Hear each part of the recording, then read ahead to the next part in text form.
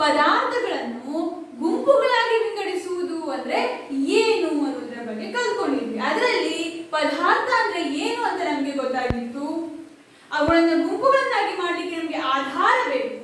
ಆ ಆಧಾರ ಅಂದ್ರೆ ಏನು ಅಂತ ಗೊತ್ತಾಗಿತ್ತು. ಹಾಗೆ ಯಾವ ರೀತಿಯಾಗಿ ನಾವು ಅದನ್ನ ಗುಂಪುಗಳಾಗಿ ವಿಭಾಗಿಸಬಹುದು ಅಂತ ಗೊತ್ತಾಗಿತ್ತು.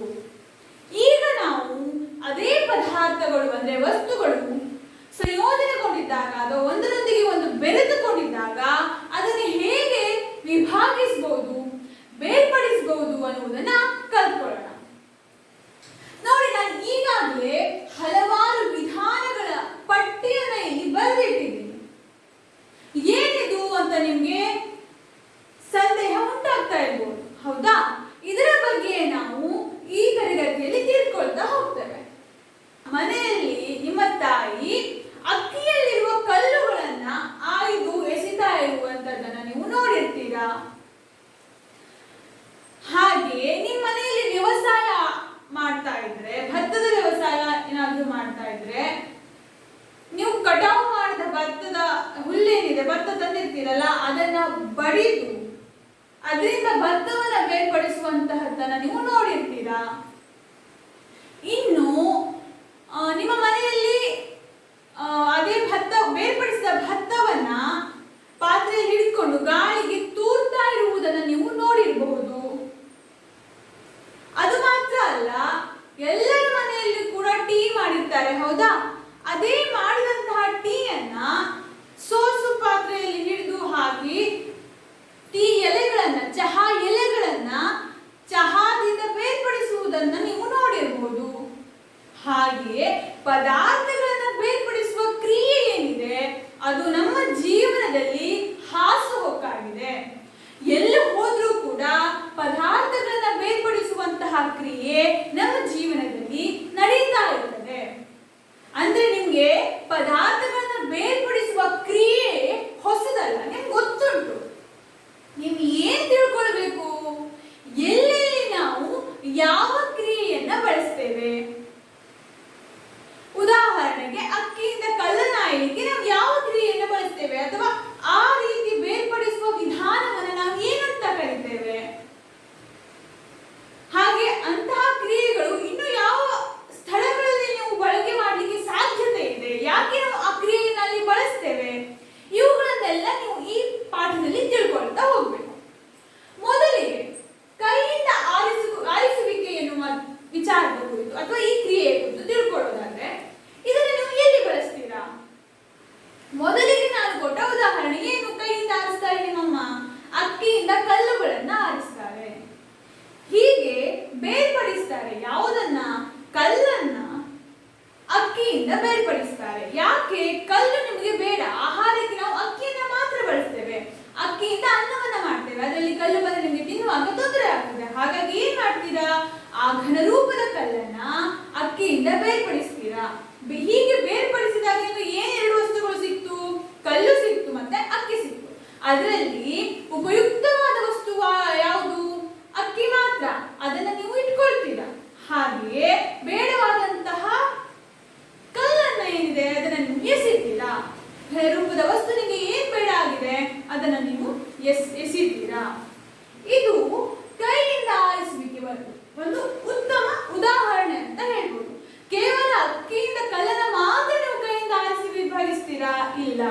ಯಾವುದೇ ಒಂದು ವಸ್ತುವಿನಿಂದ ಚಿಕ್ಕ ಪ್ರಮಾಣದಲ್ಲಿ ಏನಾದ್ರೂ ಬೆರಕೆ ಆಗಿದ್ರೆ ನಾವು ಕೈಯಿಂದ ಆರಿಸುವಿಕೆ ಎಂಬ ವಿಧಾನದ ಮೂಲಕ ಸುಲಭವಾಗಿ ಬೇರ್ಪಡಿಸಿ ತೆಗೆಯಬಹುದು. ಇನ್ನು ಮುಂದಿನ ವಿಧಾನ ಬಡಿಯುವಿಕೆ. ಇದನ್ನ ನೀವು ಎಲ್ಲಿ ನೋಡಬಹುದು? ಇದು ಕಟಾವಿನ ವೇಳೆಯಲ್ಲಿ ಇದನ್ನ ಒಕ್ಕಣೆ ಮಾಡುವುದು ಅಂತ ಹೇಳ್ತಾರೆ, ಬಡಿಯುವಿಕೆಯನ್ನ. ಇದನ್ನ ಕಟಾವು ಮಾಡುವಂಥದ್ದು, ಉದಾಹರಣೆಗೆ ಭತ್ತದ ಕಟಾವು ಮಾಡಿ ಭತ್ತವನ್ನ ಹುಲ್ಲ ಸಮೇತವಾಗಿ ನೀವು ಏನ್ ಮನೆಗೆ ತರ್ತೀರಾ, ಆ ಗಿಡದಲ್ಲಿ ಭತ್ತ ಕೂಡ ಇರ್ತದೆ, ಹೌದಾ? ಒಂದೊಂದೇ ಭತ್ತವನ್ನ ಗಿಡದಿಂದ ನೀವು ತೆಗಿತಾ ಇರ್ಲಿಕ್ಕೆ ಆಗ್ತದಾ? ಇಲ್ಲ. ಅದಕ್ಕೆ ಏನ್ ಮಾಡ್ಬೇಕು? ಆ ಭತ್ತವನ್ನ ಬಡಿದು ಅದರಿಂದ ಹುಲ್ಲಿನಿಂದ ಭತ್ತವನ್ನ ಬೇರ್ಪಡಿಸ್ತಾರೆ. ನಾವು ಬಡಿಯುವಿಕೆ ಅಂತ ಕರೀತೇವೆ. ಭತ್ತವನ್ನ ಹುಲ್ಲಿನಿಂದ ಬಡಿಯುವಿಕೆ ಎಂಬ ವಿಧಾನದಿಂದ ಬೇರ್ಪಡಿಸ್ತಾರೆ. ನಂತರ ಬರುವುದು ತೂರುವಿಕೆ. ಹಿಡಿಯುವಿಕೆ ಇದು ಕೂಡ ನೀವು ಮುಖ್ಯವಾಗಿ ನೋಡ್ಲಿಕ್ಕೆ ಸಿಗುವಂತದ್ದು ಕೃಷಿ ಚಟುವಟಿಕೆಗಳಲ್ಲಿ. ನೀವು ನೋಡಿರ್ಬೋದು, ಭತ್ತವನ್ನು ಅಥವಾ ಯಾವುದನ್ನ ನೀವು ಬೇರ್ಪಡಿಸಬೇಕು ಅವುಗಳನ್ನ ಹಿಡಿದುಕೊಂಡು ಮೇಲಿಂದ ಗಾಳಿಗೆ ತೂರ್ತಾರೆ. ಆಗ ಏನಾಗ್ತದೆ? ಭಾರವಾದ ವಸ್ತುಗಳು ನೇರವಾಗಿ ನೆಲವನ್ನ ಸೇರ್ತವೆ. ಅದೇ ಹಗುರವಾದ ವಸ್ತುಗಳು ಯಾವುದು ಹೊಟ್ಟು ಇರ್ತದಲ್ಲ, ಭತ್ತದ ಜೊತೆಗೆ ಭತ್ತದ ಹೊಟ್ಟೆಗಿರ್ಬೋದು ಅಥವಾ ಭತ್ತದ ಸಿಪ್ಪೆ ಏನಿರ್ಬೋದು, ಅವುಗಳನ್ನೆಲ್ಲ ಏನು ಉಳಿದುಕೊಂಡಿರ್ತದೆ ಅದು ಹಗುರವಾಗಿರ್ತದೆ. ಅದೇನಾಗ್ತದೆ? ಗಾಳಿಯ ರಭಸಕ್ಕೆ ತೂರ್ಕೊಂಡು ಸ್ವಲ್ಪ ಮುಂದೆ ಹೋಗಿ ಬೀಳ್ತದೆ. ಆಗ ಭತ್ತ ಮತ್ತೆ ಆ ಹಗುರವಾದ ಭತ್ತದ ಹೊಟ್ಟು ಏನಾಯ್ತು? ಬೇರ್ಪಡಣೆ ಆಯ್ತು. ಇದೇ ವಿಧಾನವನ್ನ ನಾವು ಏನಂತ ಹೇಳ್ತೇವೆ? ತೂರುವಿಕೆ ಅಂತ ಹೇಳ್ತೇವೆ. ನಂತರ ಬರುವಂತದ್ದು ಯಾವುದು? ಜರಡಿ ಹಿಡಿಯುವಿಕೆ ಅಥವಾ ಇದನ್ನು ನಾವು ಸೋಸುವಿಕೆ ಅಂತ ಕೂಡ ಹೇಳ್ಬೋದು. ಎಲ್ಲಿ ಜರಡಿ ಹಿಡಿಯುವಿಕೆ ಅಂತ ಹೇಳ್ತೇವೆ, ಎಲ್ಲಿ ಸೋಸುವಿಕೆ ಅಂತ ಹೇಳ್ತೇವೆ? ಎರಡು ಘನರೂಪದ ವಸ್ತುಗಳು ಮಿಶ್ರಣವಾಗಿಟ್ಕೊಂಡು ಅವುಗಳೆರಡನ್ನ ನಾವು ಬೇರ್ಪಡಣೆ ಮಾಡಬೇಕು ಅಂದ್ರೆ ಅದನ್ನ ನಾವು ಜರಡಿ ಹಿಡಿಯುವಿಕೆ ಅಂತ ಹೇಳ್ಬೋದು. ಇನ್ನು ಸೋಸುವಿಕೆ ಅಂದ್ರೆ ಏನು? ದ್ರವರೂಪದ ವಸ್ತುವಿನ ಜೊತೆಗೆ ಘನರೂಪದ ವಸ್ತು ಸೇರ್ಪಡೆಯಾಗಿದ್ರೆ ಆಗ ದ್ರವರೂಪದ ವಸ್ತುವಿನಿಂದ ಘನರೂಪದ ವಸ್ತುವನ್ನ ಬೇರ್ಪಡಿಸಲಿಕ್ಕೆ ನಾವು ಸೋಸುವಿಕೆ ಎಂಬ ಪದವನ್ನ ಬಳಸಬಹುದು. ಸಾಮಾನ್ಯವಾಗಿ ಎರಡು ಕ್ರಿಯೆಗಳು ಒಂದನ್ನೊಂದು ಹೋಲ್ಕೊಳ್ತವೆ. ಏನಾಗ್ತದೆ ಈ ಕ್ರಿಯೆಯಲ್ಲಿ? ಜರಡಿ ಹಿಡಿಯುವುದು ಅಂದ್ರೆ ಏನು? ಜರಡಿ ಪಾತ್ರೆ ನಿಮ್ಗೆ ಗೊತ್ತಿರ್ತದೆ. ಹೇಗಿರ್ತದೆ? ಆ ಪಾತ್ರೆ ಇದ್ದು ಈ ರೀತಿಯ ಪಾತ್ರೆ ಇರ್ತದೆ. ಇಲ್ಲಿ ಚಿಕ್ಕ ಚಿಕ್ಕ ಚಿಕ್ಕ ರಂಧ್ರಗಳು ಇರ್ತದೆ. ಇದು ಜರಡಿ. ಇದರಲ್ಲಿ ಯಾವ ವಸ್ತುಗಳ ಮಿಶ್ರಣ ಆಗಿದೆ ಅದನ್ನ ಹಾಕಿ ಅಲುಗಾಡಿಸ್ತಾರೆ. ಆಗ ಏನಾಗ್ತದೆ? ದೊಡ್ಡ ಗಾತ್ರದ ವಸ್ತು ಜರಡಿಯಲ್ಲಿ ಉಳ್ಕೊಳ್ತದೆ. ಸಣ್ಣ ಗಾತ್ರ ಚಿಕ್ಕ ಯಾವುದಾಗಿದೆ ಅದು ಜರಡಿಯಿಂದ ಕೆಳಗೆ ಇರ್ತದೆ. ಇದನ್ನ ನಾವು ಏನಂತ ಹೇಳ್ತೇವೆ? ಜರಡಿ ಹಿಡಿಯುವಿಕೆ ಅಂತ ಹೇಳ್ತೇವೆ. ಈ ಜರಡಿ ಹಿಡಿಯುವ ವಿಧಾನವನ್ನ ಎಲ್ಲೆಲ್ಲಿ ಬಳಸ್ತೀರಾ? ಮನೆಯಲ್ಲಿ ಕೆಲವೊಂದು ಹಿಟ್ಟುಗಳಲ್ಲಿ ಕಸ ಏನಾದ್ರೂ ಸೇರ್ಕೊಂಡಿದ್ರೆ ಅವುಗಳನ್ನ ಬೇರ್ಪಡಿಸಬೇಕು. ಈ ಜರಡಿ ಹಿಡಿಯುವ ವಿಧಾನವನ್ನ ನೀವು ಬಳಸ್ತೀರಾ. ಅಷ್ಟು ಮಾತ್ರ ಅಲ್ಲ, ಮರಳು, ಸಣ್ಣ ಗಾತ್ರದ ಮರಳು, ದೊಡ್ಡ ಗಾತ್ರದ ಮರಳು ಏನಿದೆ ಅದನ್ನ ಬೇರ್ಪಡಣೆ ಮಾಡಬೇಕು ಅಂದ್ರೆ ನೀವು ಏನ್ ಬಳಸ್ತೀರಾ? ಜರಡಿ ಹಿಡಿಯುವುದನ್ನ ಪ್ರಕ್ರಿಯೆಯನ್ನು ನೀವು ಬಳಸ್ತೀರಾ. ಇದೇ ರೀತಿ ಹಲವಾರು ಕಡೆಗಳಲ್ಲಿ ನಿಮ್ಗೆ ಈ ಪ್ರಕ್ರಿಯೆ ನೋಡ್ಲಿಕ್ಕೆ ಸಿಗ್ತದೆ. ಇವೆಲ್ಲ ಏನು? ಬಹಳ ಸುಲಭವಾದ ಪ್ರಕ್ರಿಯೆ. ಇದಕ್ಕೆ ನಿಮಗೆ ವಿಶೇಷ ಉಪಕರಣಗಳ ಅಗತ್ಯತೆ ಇಲ್ಲ, ನೀವೇ ಮನೆಯಲ್ಲಿ ಮಾಡಬಹುದು. ಇನ್ನು ಮುಂದೆ ಬರುವಂತದ್ದು ಏನು? ಗುರುತ್ವ ಬಲದಿಂದ ಬೇರ್ಪಡಿಸುವಿಕೆ. ಏನಿದು? ಹೆಸರು ಕೇಳಲಿಕ್ಕೆ ಏನೋ ಕಷ್ಟ ಇರುವಂತಹ ರೀತಿಯಲ್ಲಿ ಇರ್ಬೋದು. ಏನಿದು ಗುರುತ್ವ ಬಲ ಅಂತೆಲ್ಲ ಇದೆ. ಗುರುತ್ವ ಬಲ ಅಂದ್ರೆ ಏನು? ಇದು ಮುಂಚೆ ನಿಮ್ಗೆ ಗೊತ್ತಿರ್ಬೇಕು. ನಮ್ಮ ಭೂಮಿಗೆ ಒಂದು ಶಕ್ತಿ ಇದೆ, ಹೀರಿಕೊಳ್ಳುವಂತಹ, ಸೆಳೆದುಕೊಳ್ಳುವಂತಹ ಶಕ್ತಿ ಇದೆ. ಉದಾಹರಣೆಗೆ ನಿಮ್ಗೆ ಮ್ಯಾಗ್ನೆಟ್, ಅಯಸ್ಕಾಂತ ಗೊತ್ತಿರ್ಬೋದು ಅಲ್ವಾ? ಅಯಸ್ಕಾಂತವನ್ನ ಕಬ್ಬಿಣದ ಹತ್ರ ಹಿಡಿದ್ರೆ ಏನಾಗ್ತದೆ? ಆ ಕಬ್ಬಿಣವನ್ನ ಅಯಸ್ಕಾಂತ ಸೆಳೆದುಕೊಳ್ತದೆ. ಆಗ ಕಬ್ಬಿಣ ಏನಾಗ್ತದೆ? ಅಯಸ್ಕಾಂತಕ್ಕೆ ಅಂಟಿಕೊಳ್ತದೆ. ಹೌದಾ? ಅದೇ ರೀತಿ ಭೂಮಿಗೆ ಕೂಡ ಒಂದು ಅಯಸ್ಕಾಂತೀಯ ರೂಪದ ಶಕ್ತಿ ಇದೆ. ಅಯಸ್ಕಾಂತ ಅಲ್ಲ ಅದು, ಆದ್ರೆ ಅದೇ ರೀತಿಯ ಸೆಳೆದುಕೊಳ್ಳುವಂತ ಶಕ್ತಿ ಭೂಮಿಗೆ ಇದೆ. ಅದನ್ನ ನಾವು ಗುರುತ್ವಾಕರ್ಷಣ ಶಕ್ತಿ ಅಂತ ಹೇಳ್ತೇವೆ. ಅದೇ ಶಕ್ತಿಯ ಸಹಾಯದಿಂದ ನಾವು ಭೂಮಿಗೆ ಅಂಟಿಕೊಂಡಿರ್ತೇವೆ. ನೀವು ಕಾಲು ಎರಡು ಮೇಲೆ ಎತ್ಕೊಂಡು ತೇಲ್ಕೊಂಡು ಭೂಮಿ ಮೇಲೆ ಹೋಗ್ಲಿಕ್ಕೆ ಆಗ್ತದಾ? ಇಲ್ಲ. ಭೂಮಿ ಎಳಿತದೆ ನಿಮ್ಮನ್ನ, ನೀವು ಬೀಳ್ತೀರಾ, ಭೂಮಿ ಸೆಳೆದುಕೊಳ್ತದೆ ನಿಮ್ಮನ್ನ. ಅದನ್ನ ಏನಂತ ಹೇಳ್ತೇವೆ ನಾವು? ಗುರುತ್ವ ಬಲ ಅಥವಾ ಗುರುತ್ವಾಕರ್ಷಣ ಶಕ್ತಿ ಅಂತ ಹೇಳ್ತೇವೆ. ಇದು ಕೇವಲ ಮನುಷ್ಯರಿಗಲ್ಲ, ಭೂಮಿ ಮೇಲೆ ಯಾವುದೇ ವಸ್ತು ಇದ್ರೂ ಕೂಡ ಅದು ನೆಲದ ಮೇಲೆ ಇರಬೇಕು. ಗಾಳಿಗೆ ತೇಲಾಡ್ಕೊಂಡಿರ್ಲಿಕ್ಕೆ ಸಾಧ್ಯ ಇಲ್ಲ. ಅದೇ ರೀತಿ ಈ ಗುರುತ್ವ ಬಲವನ್ನು ಬಳಸಿಕೊಂಡು ನಾವು ಹಲವಾರು ವಸ್ತುಗಳನ್ನ ವಿಂಗಡಿಸಲಿಕ್ಕೆ, ಬೇರ್ಪಡಿಸಲಿಕ್ಕೆ ಸಾಧ್ಯ ಆಗಿದೆ. ಯಾವ ವಸ್ತುಗಳನ್ನ ಬೇರ್ಪಡಿಸಬಹುದು ಈ ಗುರುತ್ವ ಬಲವನ್ನ ಬಳಸಿಕೊಂಡು ಅಂತ ಕೇಳಿದ್ರೆ, ಉದಾಹರಣೆಗೆ ನೀವು ಒಂದು ಲೋಟದಲ್ಲಿ ನೀರನ್ನು ತೆಗೆದುಕೊಳ್ಳಿ. ಆ ನೀರಿಗೆ ಸ್ವಲ್ಪ ಮರಳನ್ನ ಹಾಕಿ. ಏನಾಯ್ತು?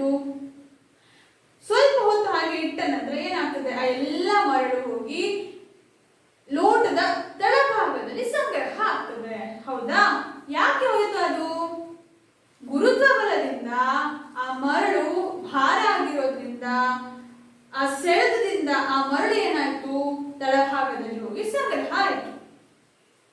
ಈಗ ನಿಮ್ಗೆ ಏನ್ ಮಾಡ್ಬೇಕು, ಆ ಮರಳನ್ನ ಮತ್ತೆ ನೀರನ್ನ ಮತ್ತೆ ಬೇರ್ಪಡಣೆ ಮಾಡಿ ಕೊಡಿ. ನಾನು ಕೇಳ್ತಾ ಇದ್ದೇನೆ, ನಂಗೆ ಯಾಕೆ ನೀವು ಅದೇ ಎರಡನ್ನ ಮಿಶ್ರಣ ಮಾಡಿದ್ರಿ?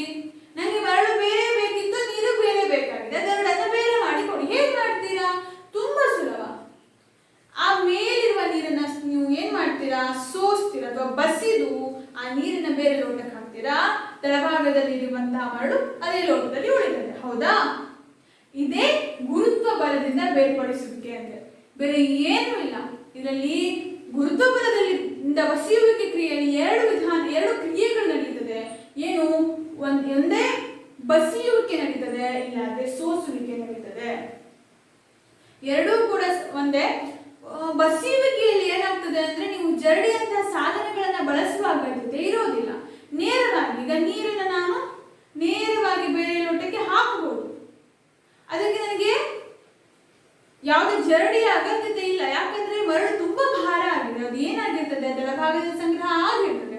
ಹಾಗಾಗಿ ನನಗೆ ಅದನ್ನ ಸೋಸುವ ಅಗತ್ಯತೆ ಇಲ್ಲ. ಬಸಿಯುವುದರಿಂದ ಅದನ್ನ ಬೇರ್ಪಡಿಸಬಹುದು. ಆದ್ರೆ ಕೆಲವೊಂದು ಸಮಯದಲ್ಲಿ ಏನಾಗ್ತದೆ, ಕೇವಲ ಗುರುತ್ವ ಬಲ ಒಂದೇ ನಮಗೆ ಸಾಕಾಗೋದಿಲ್ಲ ಬೇರ್ಪಡಣೆ ಮಾಡಲಿಕ್ಕೆ. ಆಗ ನಾವು ಜರಡಿಯನ್ನು ಕೂಡ ಬಳಸಿಕೊಂಡು ಸೋಸುವಿಕೆ ವಿಧಾನದ ಮೂಲಕ ನಾವು ಈ ವಸ್ತುಗಳನ್ನ ಬೇರ್ಪಡಿಸಲಿಕ್ಕೆ ಸಾಧ್ಯ ಆಗ್ತದೆ. ಇನ್ನೊಂದು ಕೊನೆಯ ವಿಧಾನವನ್ನ ನಿಮ್ಮ ಪಠ್ಯಪುಸ್ತಕದಲ್ಲಿ ಉಲ್ಲೇಖಿಸಿರುವಂತದ್ದು ಆವಿಕರಣ. ಏನಿದು ಆವಿಕರಣ ಅಂದ್ರೆ, ಈ ಆವಿ ಎಂಬ ಶಬ್ದವನ್ನು ನೀವು ತುಂಬಾ ಮುಂಚೆ ಕೇಳಿದ್ದೀರಾ. ಏನು? ಶಾಖದಿಂದ ನೀರು ದ್ರವ ರೂಪದಿಂದ ಏನಿರ್ತದೆ ಅದು ಆವಿ ಆಗ್ತದೆ, ಅಂದ್ರೆ ಅದು ಅನಿಲ ರೂಪವನ್ನ ಪಡೀತದೆ. ಅದನ್ನ ನಾವೇನಂತ ಹೇಳ್ತೇವೆ? ಆವಿ. ಈ ಆವಿಕರಣ ಅಂದ್ರೆ ಏನು? ಆವಿಯಾಗುವಂತಹ ಕ್ರಿಯೆ. ಆವಿಯಾಗುವ ಕ್ರಿಯೆಯನ್ನ ನಾವು ಆವಿಕರಣ ಅಂತ ಹೇಳ್ತೇವೆ. ಇದರಲ್ಲಿ ಏನಾಗ್ತದೆ, ನೀರು ಅನಿಲ ರೂಪಕ್ಕೆ ಹೋಗ್ತದೆ, ದ್ರವ ರೂಪದಲ್ಲಿರುವ ನೀರು ಅನಿಲ ರೂಪಕ್ಕೆ ಹೋಗ್ತದೆ. ಅದರಲ್ಲಿ ಏನ್ ಮಾಡ್ತೇವೆ ನಾವು, ಇದನ್ನು ಎಲ್ಲಿ ಬಳಸ್ತೇವೆ ನಾವು? ಉದಾಹರಣೆ ಏನು ಕೊಡ್ಬೋದು ಅಂದ್ರೆ, ಉಪ್ಪು ನೀರು. ಸಮುದ್ರದಲ್ಲಿ ಇರುವ ಉಪ್ಪು ನೀರನ್ನ ಉದಾಹರಣೆ ಕೊಡ್ಬೋದು. ಇಡೀ ಸಮುದ್ರವನ್ನು ಆವಿ ಮಾಡಲಿಕ್ಕೆ ನಮಗೆ ಸಾಧ್ಯ ಇಲ್ಲ. ಅದೇ ಸಮುದ್ರದಲ್ಲಿರುವ ಒಂದು ಲೋಟ ನೀರನ್ನು ತೆಗೆದುಕೊಂಡು ಬಂದು ನೀವು ಆವಿಕರಣ ಕ್ರಿಯೆಯನ್ನ ಮಾಡ್ತೀರಾ ಅಂತ ಹೇಳಿದ್ರೆ, ಅದರಿಂದ ನೀವು ಆ ಸಮುದ್ರದ ನೀರು ಹೇಗಿರ್ತದೆ, ಉಪ್ಪು ನೀರು. ಹೌದಾ? ಆ ಉಪ್ಪು ನೀರಿನಲ್ಲಿರುವ ನೀರು ಆವಿಯಾಗಿ ಅನಿಲ ರೂಪಕ್ಕೆ ಹೋದ್ರೆ ಏನು ಉಳಿತದೆ? ನಿಮಗೆ ಉಪ್ಪು ಸಿಗ್ತದೆ. ಹೌದಾ? ನೀರು ಆವಿ ಆದ್ಮೇಲೆ ಏನು ಉಳಿಬೇಕು? ಉಪ್ಪು ಉಳಿಬೇಕು. ಅದೇ ರೀತಿಯ ಕ್ರಿಯೆಯನ್ನ ಬಳಸಿಕೊಂಡು ನಾವು ನಮ್ಮ ದಿನನಿತ್ಯದಲ್ಲಿ ಉಪಯೋಗಿಸುವಂತಹ ಉಪ್ಪನ್ನು ನಾವು ಪಡಿತೇವೆ. ಆ ಕ್ರಿಯೆಯಲ್ಲಿ ನಾವು ಈ ಆವಿಕರಣ ಎನ್ನುವಂತಹ ಕ್ರಿಯೆಯನ್ನ ಬಳಸ್ತೇವೆ. ಕೇವಲ ಅಲ್ಲಿ ಮಾತ್ರ ಅಲ್ಲ, ಇದು ತುಂಬಾ ಸುಲಭವಾದ ಉದಾಹರಣೆಯನ್ನು ನಾನು ನಿಮಗೆ ಕೊಟ್ಟಿರುವಂತದ್ದು. ಹೀಗೆ ಹಲವಾರು ವಸ್ತುಗಳನ್ನ ದ್ರವದಿಂದ ನೀವು ಬೇರ್ಪಡಿಸಲಿಕ್ಕೆ ಹೋಗ್ಬೇಕು ಅಂದ್ರೆ ಈ ಆವಿಕರಣ ಎನ್ನುವಂತಹ ಕ್ರಿಯೆ ಏನಿದೆ ಇದು ಬಹಳ ಸುಲಭವಾದ ಮಾರ್ಗ. ಈಗಾಗಲೇ ನಾನು ನಿಮಗೆ ಒಂದು ವಿಚಾರವನ್ನ ಹೇಳಿದ್ದೀನಿ. ಏನಂದ್ರೆ ಕೆಲವೊಂದು ಸಲ ಏನಾಗ್ತದೆ, ಮಿಶ್ರಣಗಳು ಎಷ್ಟು ಕಠಿಣವಾಗಿರ್ತದೆ ಅಥವಾ ಎಷ್ಟು ಸಂಯೋಜನೆಗೊಂಡಿರ್ತವೆ ಅಂದ್ರೆ ಕೇವಲ ಒಂದು ವಿಧಾನದಿಂದ ಅದನ್ನ ಬೇರ್ಪಡಿಸಲಿಕ್ಕೆ ಸಾಧ್ಯವೇ ಇಲ್ಲ. ಉದಾಹರಣೆಗೆ ಏನ್ ಹೇಳ್ಬೋದು ಅಂದ್ರೆ, ಈಗ ಹೇಳಿದಾಗೆ ಉಪ್ಪು ನೀರಿಗೆ ನೀವು ಮರಳನ್ನ ಹಾಕಿದ್ರಿ. ಈಗ ನನಗೆ ಮೂರು ಘಟಕಗಳು ಪುನಃ ನನಗೆ ಮೂಲ ರೂಪದಲ್ಲಿ ಬೇಕು. ನೀರು ಬೇರೆಯಾಗಿ, ಉಪ್ಪು ಬೇರೆಯಾಗಿ, ಮರಳು ಬೇರೆಯಾಗಿ. ಹೇಗೆ ನೀವು ಯಾವ ವಿಧಾನವನ್ನ ಬಳಸಿಕೊಂಡು ಅವುಗಳ ಮೂರನ್ನ ವಿಂಗಡಣೆ ಮಾಡ್ತೀರಾ? ಈ ರೀತಿಯಾಗಿ ಕೇಳಿದ್ರೆ ಕೇವಲ ಯಾವುದಾದ್ರೂ ಒಂದು ವಿಧಾನವನ್ನು ಹೇಳ್ಕೊಂಡು ನೀವು ಇದನ್ನ ನಾವು ಜರಡಿ ಹಿಡಿಯುವುದರ ಮೂಲಕ ಬೇರ್ಪಡಣೆ ಮಾಡಬಹುದು, ಗುರುತ್ವ ಬಲದಿಂದ ಬೇರ್ಪಡಣೆ ಮಾಡಬಹುದು, ಇಲ್ಲ, ಸಾಧ್ಯ ಆಗೋದಿಲ್ಲ. ಏನ್ ಮಾಡ್ಬೇಕು? ಮೊದಲಿಗೆ ಸುಲಭವಾಗಿ ಯಾವುದನ್ನ ಬೇರ್ಪಡಣೆ ಮಾಡಲಿಕ್ಕೆ ಸಾಧ್ಯ ಇದೆ. ಈಗ ಉಪ್ಪು ನೀರಿನಲ್ಲಿ ಮರಳಿದೆ ಅಂದ್ರೆ ಇದು ಮರಳು ತಳಭಾಗದಲ್ಲಿ ಸುಲಭವಾಗಿ ಸಂಗ್ರಹ ಆಗ್ತದೆ. ಅಂದ್ರೆ ಇದು ಗುರುತ್ವ ಬಲದಿಂದ ನಮಗೆ ಬೇರ್ಪಡಣೆ ಮಾಡಲಿಕ್ಕೆ ಸಾಧ್ಯ ಇದೆ. ಮೊದಲಿಗೆ ನೀವು ಆ ಮರಳನ್ನ ಈ ಉಪ್ಪು ನೀರಿನಿಂದ ಬೇರ್ಪಡಣೆ ಮಾಡಬೇಕು. ಹೇಗೆ? ಆ ಮರಳನ್ನ ಲೋಟಕ್ಕೆ ಏನಿರ್ತದೆ ಅದನ್ನ ಹಾಗೆ ಇಟ್ಟಾಗ ಮರಳು ತಳಭಾಗದಲ್ಲಿ ಸಂಗ್ರಹವಾದ ನಂತರ ಆ ನೀರನ್ನ ಬಸಿದು ಬೇರೆ ಲೋಟಕ್ಕೆ ಹಾಕಿದ್ರೆ ಮರಳು ಏನಾಗಿರ್ತದೆ, ಆ ಲೋಟದಲ್ಲಿ ಸಂಗ್ರಹ ಆಗಿರ್ತದೆ ತಳಭಾಗದಲ್ಲಿ. ಈಗ ಮರಳು ಮತ್ತು ಉಪ್ಪು ನೀರು ಬೇರೆ ಬೇರೆ ಆಯಿತು. ಹೌದಾ? ಅದಾದ ಮೇಲೆ ಏನ್ ಮಾಡ್ಬೇಕು, ನಿಮ್ಗೆ ಇನ್ನೊಂದು ಲೋಟದಲ್ಲಿ ಏನ್ ಸಿಕ್ಕಿರ್ತದೆ, ಉಪ್ಪು ನೀರು ಸಿಕ್ಕಿರ್ತದೆ. ಅದನ್ನ ಏನ್ ಮಾಡ್ಬೋದು, ಅದನ್ನ ನೀವು ಆವಿಕರಣ ಕ್ರಿಯೆಗೆ ಬಳಸಿದ್ರೆ ಏನಾಗ್ತದೆ, ನೀರು ಆವಿಯಾಗಿ ಅನಿಲ ರೂಪಕ್ಕೆ ಹೋಗ್ತದೆ. ಹಾಗೆ ಆ ಉಪ್ಪು ಏನಿದೆ ನಿಮ್ಗೆ ಸಂಗ್ರಹವಾಗಿ ಸಿಗ್ತದೆ, ಉಪ್ಪಿನ ರೂಪದಲ್ಲಿ ನಿಮ್ಗೆ ಸಿಗ್ತದೆ. ನೀವು ಕೇಳ್ಬೋದು, ನೀರು ಆವಿಯಾಗಿ ಹೋದ್ರೆ ಹೋಯ್ತದು, ಆವಿಯಾಗಿ ಗಾಳಿಯ ರೂಪದಲ್ಲಿ ಅನಿಲವಾಗಿ ಹೋಯ್ತು, ನಿಮ್ಗೆ ನೀರು ಎಲ್ಲಿ ಸಿಕ್ತು, ನಮ್ಗೆ ನೀರು ಸಹ ಬೇಕಲ್ಲ ಮತ್ತೆ. ಅದನ್ನ ಸಹ ಮಾಡ್ಬೋದು. ಹೇಗ್ ಮಾಡ್ತೀರಾ, ಈಗ ಉದಾಹರಣೆಗೆ ಒಂದು ಕೆಟಲ್ ತಗೊಳ್ಳಿ. ಕೆಟಲ್ ಅಂದ್ರೆ ಗೊತ್ತಲ್ವಾ, ನೀವು ಟೀ ಅನ್ನೆಲ್ಲ ಹಾಕಿ ಇಡ್ತೀರಾ, ಹೀಗಿರ್ತದೆ.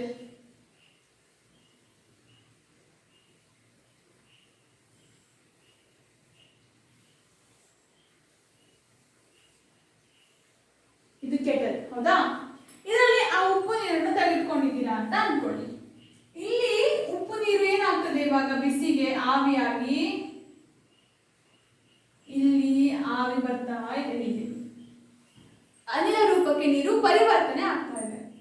ಆಗ ನೀವೇನ್ ಮಾಡ್ಬೇಕು, ಒಂದು ತಟ್ಟೆ ಇದೆಯಲ್ಲ, ಒಂದು ತಟ್ಟೆ ತಗೊಂಡು, ಯಾವ್ದಾದ್ರು ಒಂದು ಪಾತ್ರೆ ತಟ್ಟೆಯನ್ನು ತಗೊಂಡು ಅದರ ಮೇಲೆ ಮಂಜುಗಡ್ಡೆಯನ್ನ ಇಡಿ. ಏನು ಮಂಜುಗಡ್ಡೆ, ಘನ ರೂಪದಲ್ಲಿ ಇರುವ ಅಷ್ಟೇ. ಈ ಮಂಜುಗಡ್ಡೆಯನ್ನ ಇಟ್ಟಾಗ ಏನಾಗ್ತದೆ, ಈ ಆವಿ ಏನಿದೆ, ಈ ಆವಿಯು ಮತ್ತೆ ದ್ರವ ರೂಪಕ್ಕೆ ಬರ್ತದೆ. ಆಗ ಇಲ್ಲಿ ನೋಡಿ, ಇಲ್ಲಿ ಹೀಗೆ ನೀರು ಬರ್ತದಲ್ಲ, ಇದನ್ನ ನೀವು ಒಂದು ಪಾತ್ರೆಯಲ್ಲಿ ಸಂಗ್ರಹ ಮಾಡಿಕೊಂಡ್ರೆ ನಿಮ್ಗೆ ಮತ್ತೆ ನೀರು ಸಿಗ್ತದೆ. ಇಲ್ಲಿ ಆವಿಯಾಗಿ ಹೋದ ನಂತರ, ನೀರೆಲ್ಲ ಆವಿಯಾಗಿ ಹೋದ್ಮೇಲೆ ಏನು ಉಳಿಬೇಕು, ಉಪ್ಪು ಉಳಿದಿರ್ತದೆ. ನೀವು ಮರಳನ್ನಾಗ್ಲಿ ಬೇರ್ಪಡೆ ಮಾಡಿದ್ದೀರಾ, ಈಗ ನಿಮಗೆ 3 ಘಟಕಗಳು ಮೂಲ ರೂಪದಲ್ಲಿ ಮತ್ತೆ ನಿಮ್ಮ ಕೈಗೆ ಸೇರಿವೆ, ಹೌದಾ? ಈ ರೀತಿಯಾಗಿ ಯಾವುದೇ ಒಂದು ವಸ್ತುವನ್ನ ನಾವು ಹಲವಾರು ಕ್ರಿಯೆಗಳನ್ನ ಸಂಯೋಜಿಸಿಕೊಂಡು ಬೇರ್ಪಡಣೆ ಮಾಡಿಸುವಂತಹ ಅವಶ್ಯಕತೆ ಕೂಡ ನಿಮಗೆ ಬರಬಹುದು. ಇಲ್ಲಿ ನಾನೊಂದು ಕ್ರಿಯೆ ಹೇಳಿದೆ, ಈ ನೀರನ್ನ ಆವಿಯನ್ನ ಮಂಜುಗಡ್ಡೆಯ ಸಹಾಯದಿಂದ ಮತ್ತೆ ನೀರಿನ ರೂಪಕ್ಕೆ ತರುವಂತದ್ದು. ಇಲ್ಲಿ ಆವಿ ಆಗುವುದನ್ನು ನಾವು ಆವಿಕರಣ ಅಂತ ಹೇಳ್ತೇವೆ, ಹೌದಾ? ಆವಿಯಾದ ನೀರಾಗಿ ಏನಿರ್ತದೆ, ಈ ಆವಿ ಏನಿದೆ ಅದನ್ನ ಮತ್ತೆ ನೀರಿನ ರೂಪಕ್ಕೆ ತರುವುದನ್ನು ಏನಂತ ಹೇಳ್ತಾರೆ, ಸಾಂದ್ರೀಕರಣ ಅಂತ ಹೇಳ್ತಾರೆ.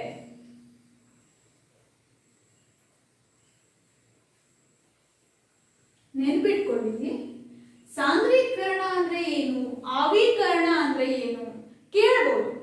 ಆವಿಕರಣ ಅಂದ್ರೆ ದ್ರವ ರೂಪದಲ್ಲಿರುವ ನೀರೇನಿದೆ ಅದು ಆವಿಯಾಗಿ ಅನಿಲ ರೂಪಕ್ಕೆ ಬರುವಂಥದ್ದು. ಸಾಂದ್ರೀಕರಣ ಅಂದ್ರೆ ಅದರ ಉಲ್ಟು. ಆವಿಯಾಗಿರುವಂತಹ ಅನಿಲ ರೂಪದ ನೀರೇನಿದೆ, ನೀರಾವಿ ಏನಿದೆ, ಅದು ಮಂಜುಗಡ್ಡೆಯ ಸಹಾಯದಿಂದ ಏನಾಗ್ತದೆ, ಮತ್ತೆ ದ್ರವ ರೂಪಕ್ಕೆ ಬರ್ತದೆ. ಅದನ್ನ ನಾವು ಸಾಂದ್ರೀಕರಣ ಅಂತ ಹೇಳ್ತೇವೆ, ಗೊತ್ತಾಯ್ತಾ? ಈಗ ಉಪ್ಪು, ಮರಳು ಮತ್ತೆ ನೀರು ಮೂಲ ಘಟಕಗಳು, ಅದನ್ನ ಮಿಶ್ರಣ ಮಾಡಿದ್ವಿ, ಅದನ್ನ ಬೇರ್ಪಡಣೆ ಕೂಡ ಮಾಡಿದ್ವಿ, ಹೌದಾ? ಈ ಮಧ್ಯೆ ನಾನು ನಿಮ್ಗೊಂದು ಪ್ರಶ್ನೆ ಕೇಳಬೇಕು. ನೀವು ಬಳಸಿದಂತಹ ಎಲ್ಲಾ ಉಪ್ಪು ನಿಮ್ಗೆ ಹಾಗೆ ಸಿಗ್ತಾ ಇದೆ. ನಿಮ್ಗೆ 2 ಚಮಚ ಉಪ್ಪು ನೀರಿಗೆ ಹಾಕಿದ್ರಿ ಅಂತಾದ್ರೆ ಆ 2 ಚಮಚ ಉಪ್ಪು ಕೂಡ ನೀವು ಮತ್ತೆ ಮೂಲ ರೂಪಕ್ಕೆ ಪಡೀಲಿಕ್ಕೆ ಸಾಧ್ಯ ಆಯ್ತಾ? ನೀವು ಕೂಡಲೇ ಹೇಳ್ತಾರೆ, ಇಲ್ಲ ಅಷ್ಟು ಉಪ್ಪು ಸಿಗ್ಲಿಲ್ಲ, ನನಗೆ ಸ್ವಲ್ಪ ಮಾತ್ರ ಸಿಕ್ಕಿತು, ಉಳಿದದ್ದೆಲ್ಲ ಎಲ್ಲಿ ಹೋಯ್ತು, ಹೌದಲ್ವಾ? ಈ ಪ್ರಶ್ನೆ ನಿಮ್ಗೂ ಕೂಡ ಬಂದಿರ್ಬೋದು, ಎಲ್ಲಿ ಹೋಯ್ತು ಉಪ್ಪು? ಉಪ್ಪು ಎಲ್ಲೂ ಹೋಗ್ಲಿಲ್ಲ, ಒಳ್ಳೆ ಇದೆ. ಹಾಗಾದ್ರೆ ನಿಮ್ಗೆ ಯಾಕೆ ಅಷ್ಟು ಪ್ರಮಾಣದ ಉಪ್ಪು ಸಿಗಲಿಲ್ಲ, ಹೌದಲ್ವಾ? ಯಾಕೆ ಸಿಗ್ಲಿಲ್ಲ ಅಂದ್ರೆ, ನೀವೀಗ ನೀರಿಗೆ ಒಂದು ಮಟ್ಟಕ್ಕೆ ಉಪ್ಪು ಹಾಕ್ತೀರಾ, ಕರಗಿಸ್ತೀರಾ, ಮತ್ತೆ ಉಪ್ಪು ಹಾಕ್ತೀರಾ, ಕರಗಿಸ್ತೀರಾ, ಹಾಗೆ ಉಪ್ಪನ್ನ ಹಾಕ್ತಾ ಹೋಗಿ. ಏನಾಗ್ತದೆ, ಒಂದು ನಿರ್ದಿಷ್ಟ ಪ್ರಮಾಣದ ತನಕ ಮಾತ್ರ ಉಪ್ಪು ಕರಗ್ತದೆ ನೀರಲ್ಲಿ. ಅದಾದ ನಂತರ ನೀವು ಇನ್ನೂ ಉಪ್ಪು ಬೆರೆಸ್ತಾ ಹೋದ್ರೆ ಆ ಉಪ್ಪು ನೀರಲ್ಲಿ ಕರಗೋದಿಲ್ಲ. ಯಾವುದೇ ಒಂದು ದ್ರಾವಕಕ್ಕೆ ಎಷ್ಟು ಸಾಮರ್ಥ್ಯ, ಎಷ್ಟು ವಸ್ತುವನ್ನ ಕರಗಿಸಿಕೊಳ್ಳುವಂತ ಸಾಮರ್ಥ್ಯ ಇದೆಯೋ ಅಷ್ಟನ್ನ ಮಾತ್ರ ಅದು ಕರಗಿಸಿಕೊಳ್ಳಿಕ್ಕೆ ಸಾಧ್ಯ ಇದೆ. ಈ ರೀತಿಯಾಗಿ ತಯಾರುವಾಗುವಂತಹ ದ್ರಾವಣವನ್ನು ನಾವು ಏನಂತ ಹೇಳ್ತೇವೆ, ಪರ್ಯಾಪ್ತ ದ್ರಾವಣ.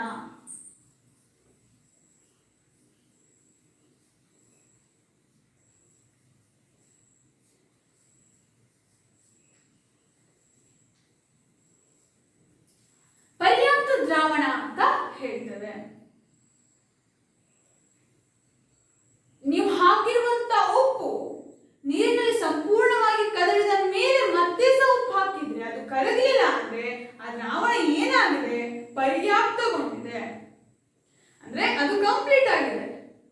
ಅದರ ಮೇಲೆ ನೀವು ಎಷ್ಟೇ ಉಪ್ಪು ಹಾಕಿದ್ರು ಆ ದ್ರಾವಣ ಬದಲಾಗೋದಿಲ್ಲ. ಅದರಲ್ಲಿ ಇನ್ನೂ ಹೆಚ್ಚಿನ ಪ್ರಮಾಣದಲ್ಲಿ ಉಪ್ಪು ಕರಗಲಿಕ್ಕೆ ಸಾಧ್ಯವೇ ಇಲ್ಲ. ಆಗ ಏನಾಯ್ತು, ನೀವೇನ್ ಮಾಡ್ತೀರಾ, ಆ ಉಪ್ಪು ತಳದಲ್ಲಿ ಉಳ್ಕೊಳ್ತು, ಮರಳಿನ ಜೊತೆಗೆ ಸಂಗ್ರಹ ಆಯ್ತು. ಯಾಕೆ ಅದು ಕರಗಲಿಲ್ಲ, ಪರ್ಯಾಪ್ತ ಎಕ್ಸ್ಟ್ರಾ ಉಪ್ಪೇನಿದೆ ಅದೇನಾಯ್ತು, ಮರಳಿನ ಜೊತೆಗೆ ತಳಭಾಗದಲ್ಲಿ ಉಳ್ಕೊಳ್ತು. ನೀವು ಮರಳನ್ನ ಉಪ್ಪಿನಿಂದ ಬೇರ್ಪಡಿಸುವಾಗ ಏನಾಗ್ತದೆ, ಆ ತಳಭಾಗದಲ್ಲಿ ಇಟ್ಕೊಳ್ಳುವಂತ ಉಪ್ಪು ಮರಳಿನ ಜೊತೆಗೆ ಉಳ್ಕೊಳ್ತು. ನೀವು ಅದನ್ನ ಮರಳಿನ ಜೊತೆಗೆ ವಿಂಗಡಣೆ ಮಾಡಿದ್ರಿ ಅಂದ್ರೆ ಆ ಉಪ್ಪು ಎಲ್ಲಿ ಹೋಯ್ತು, ಈಗ ಮರಳಿನ ಜೊತೆಗೆ ಸೇರ್ಕೊಂಡಿದೆ. ಯಾವುದು ಕರಗಿತ್ತು ನೀರಿನ ಜೊತೆಗೆ ಅದು ಆವಿಯಾದ ನಂತರ ನಿಮ್ಗೆ ಮತ್ತೆ ಮೂಲ ರೂಪಕ್ಕೆ ಸಿಕ್ತು. ಹಾಗಾದ್ರೆ ಈಗ ನೀವು ಇನ್ನೂ ಕೇಳ್ಬೋದು, ಆ ಉಪ್ಪನ್ನ ನಮಗೆ ಬೇರ್ಪಡಣೆ ಮಾಡ್ಲಿಕ್ಕೆ ಮರಳಿನಿಂದ ಸಾಧ್ಯವೇ ಇಲ್ವಾ? ಇದೆ. ಹೇಗೆ ಹೇಗೆ ಅಂತ ನಾನು ವಿಡಿಯೋದ ಕೊನೆಗೆ ಹೇಳ್ತೇನೆ.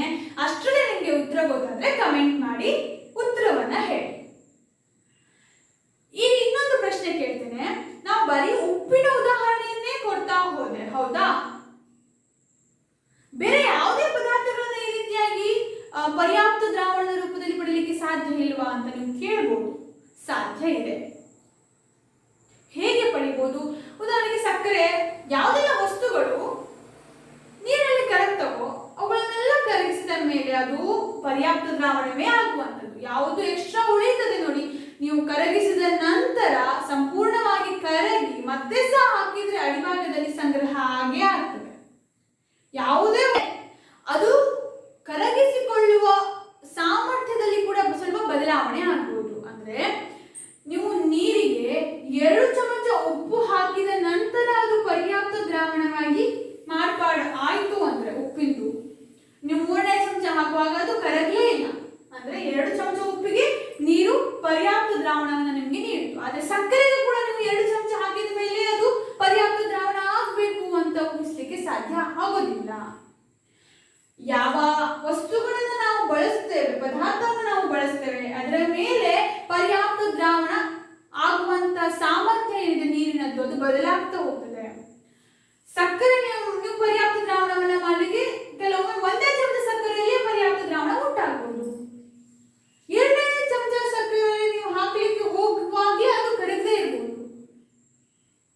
ಈ ರೀತಿ ವಸ್ತುವಿನಿಂದ ಪದಾರ್ಥಕ್ಕೆ ಪರ್ಯಾಪ್ತ ದ್ರಾವಣದ ಸಾಮರ್ಥ್ಯ ಅಥವಾ ದ್ರಾವಕದ ಸಾಮರ್ಥ್ಯ ಅದೇ ಇರ್ತದೆ. ಆದ್ರೆ ಅದಕ್ಕೆ ಸೇರುವ ವಸ್ತು ಏನಿದೆ, ಪದಾರ್ಥದ ಮೇಲೆ ಏನಿದೆ, ಅದರ ಮೇಲೆ ಪರ್ಯಾಪ್ತ ದ್ರಾವಣ ಕೂಡ ಬದಲಾಗ್ತಾ ಹೋಗ್ತದೆ.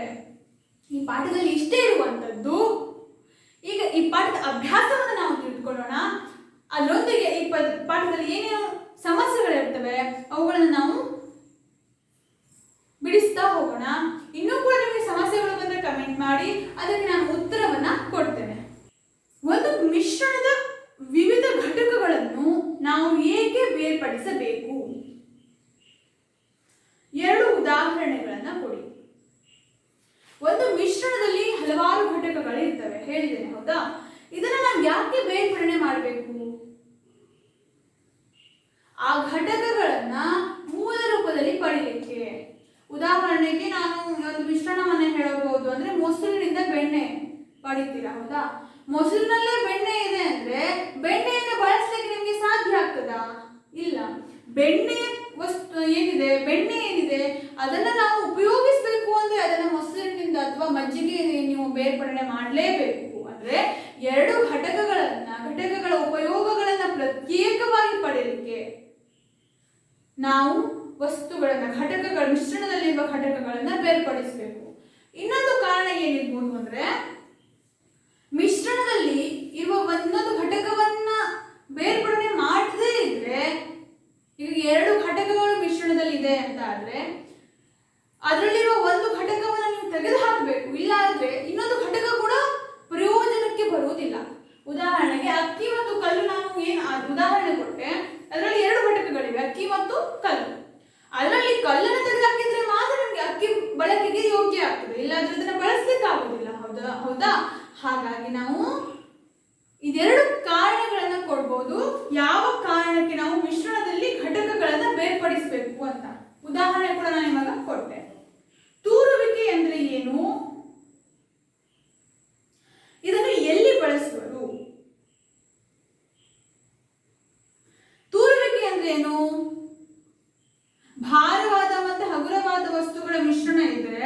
ಅದನ್ನ ಗಾಳಿಗೆ ನಾವು ತೂರಿದಾಗ ಭಾರವಾದ ವಸ್ತುಗಳು ನೇರವಾಗಿ ನೆಲವನ್ನು ತಲುಪುತ್ತವೆ, ಹಗುರವಾದ ವಸ್ತುಗಳು ಗಾಳಿಗೆ ತೂರಿಕೊಂಡು ದೂರದಲ್ಲಿ ಹೋಗಿ ಬೀಳ್ತದೆ.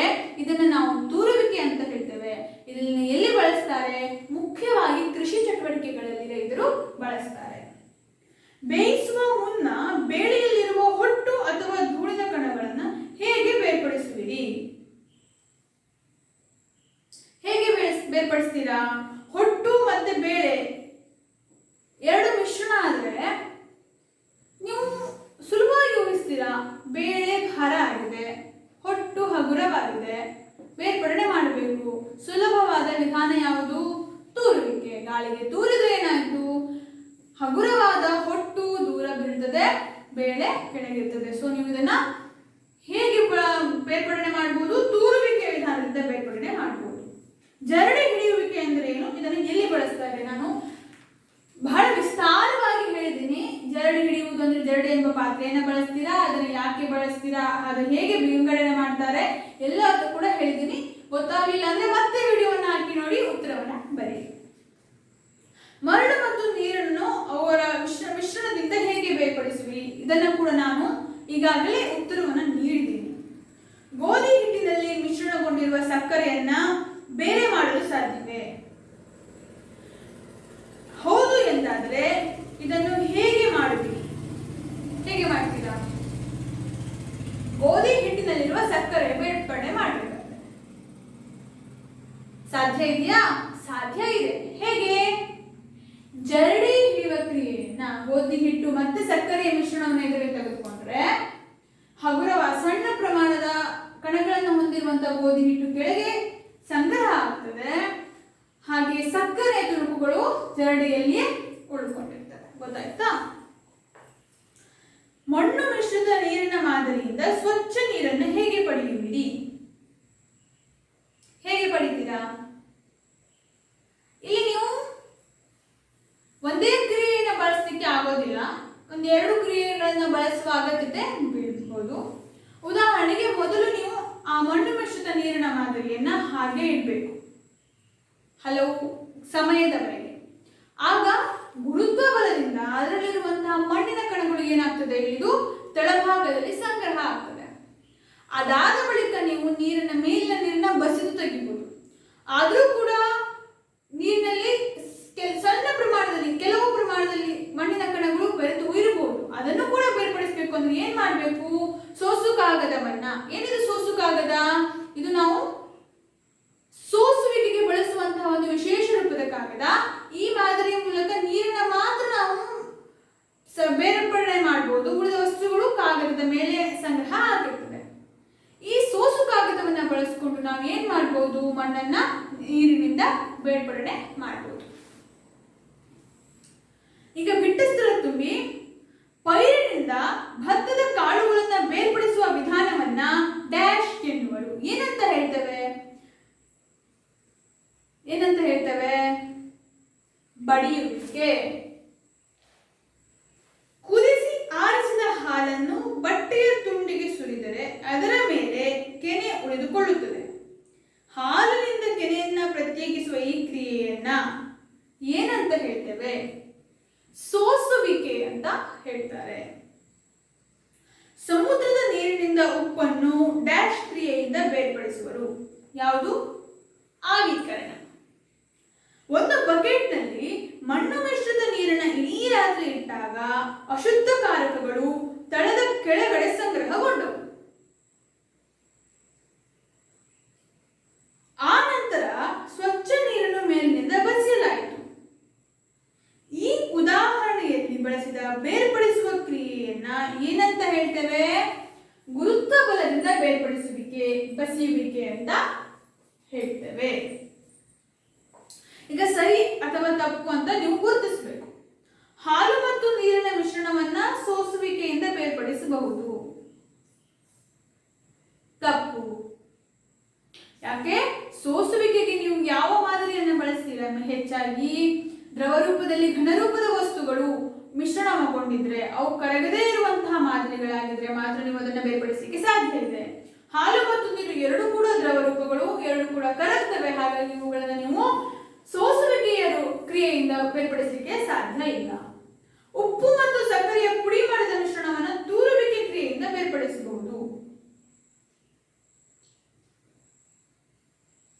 ಸರಿನಾ ತಪ್ಪು? ತಪ್ಪು. ಯಾಕೆ? ಎರಡೂ ಕೂಡ ಘನರೂಪದ ವಸ್ತುಗಳು.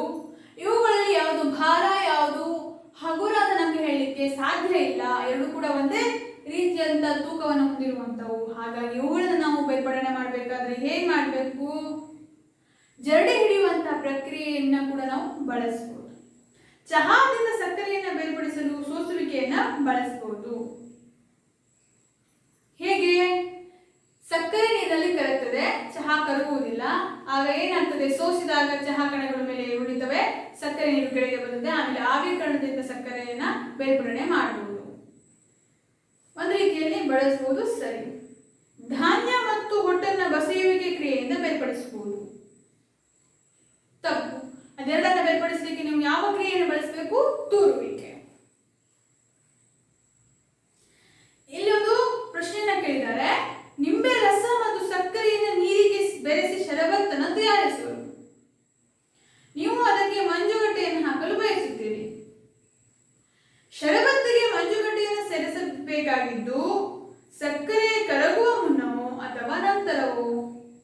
ಯಾವ ಸಂದರ್ಭದಲ್ಲಿ ಹೆಚ್ಚು ಸಕ್ಕರೆಯನ್ನು ಕರಗಿಸಲು ಸಾಧ್ಯ ಆಗ್ತದೆ?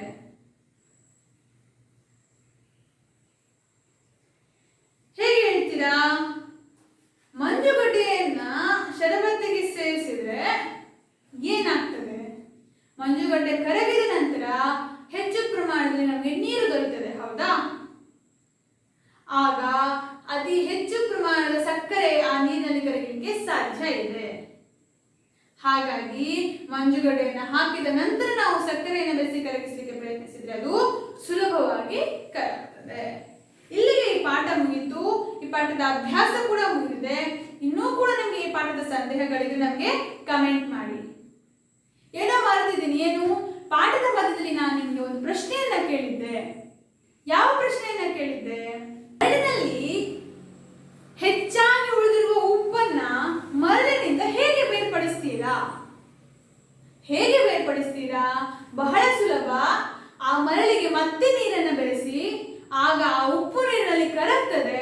ಅದಾದ ನಂತರ ಮತ್ತೆ ಗುರುತ್ವ ಬಲದ ಸಹಾಯದಿಂದ ಮೇಲಿನ ಉಪ್ಪು ನೀರನ್ನ ಮರಳಿನಿಂದ ಬೇರ್ಪಡಿಸಿ, ಆಗ ಸಿಗುವ ಉಪ್ಪು ನೀರನ್ನ ಆವಿಕರಣ ಕ್ರಿಯೆಯಿಂದ ನೀರನ್ನ ಆವಿಯಾಗಿ ಮಾಡಿ, ಸಾಂದ್ರೀಕರಣ ಕ್ರಿಯೆಯಿಂದ ಆವಿಯನ್ನ ನೀರನ್ನಾಗಿ ಪರಿವರ್ತಿಸಿ, ಉಪ್ಪು ಕೂಡ ನಿಮಗೆ ಪಾತ್ರೆಯಲ್ಲಿ ಸಂಗ್ರಹ ಆಗ್ತದೆ. ಹಾಗೆ ಬೇರ್ಪಡಿಸಿದಂತಹ ನೀರು ಕೂಡ ನಿಮಗೆ ಬೇರೆ ಪಾತ್ರೆಯಲ್ಲಿ ಸಿಗ್ತದೆ. ಈ ರೀತಿಯಾಗಿ ಮೂರು ಘಟಕಗಳನ್ನು ನಾವು ಬದಲಾವಣೆ ಮಾಡಲಿಕ್ಕೆ ಸಾಧ್ಯ ಆಗ್ತದೆ. ಇವತ್ತಿಗೆ ಇಲ್ಲಿಗೆ ನಾವು ನಿಮ್ಮ ಈ ತರಗತಿಯನ್ನ ಮುಗಿಸ್ತಾ ಇದ್ದೇವೆ. ಇನ್ನೂ ನೀವು ಈ ನಮ್ಮ ಚಾನಲ್ ಅನ್ನ ಸಬ್ಸ್ಕ್ರೈಬ್ ಮಾಡಲಿಲ್ಲ ಅಂದ್ರೆ ಸಬ್ಸ್ಕ್ರೈಬ್ ಮಾಡ್ಕೊಳ್ಳಿ. ಪಕ್ಕ ಕಾಣುವಂತಹ ಬೆಲ್ ಐಕಾನ್ ಅನ್ನ ಕ್ಲಿಕ್ ಮಾಡಿ. ಆಗ ನಿಮಗೆ ಹೊಸ ಹೊಸ ನೋಟಿಫಿಕೇಶನ್ಗಳು ಬರ್ತಾ ಇರ್ತವೆ. ಧನ್ಯವಾದ.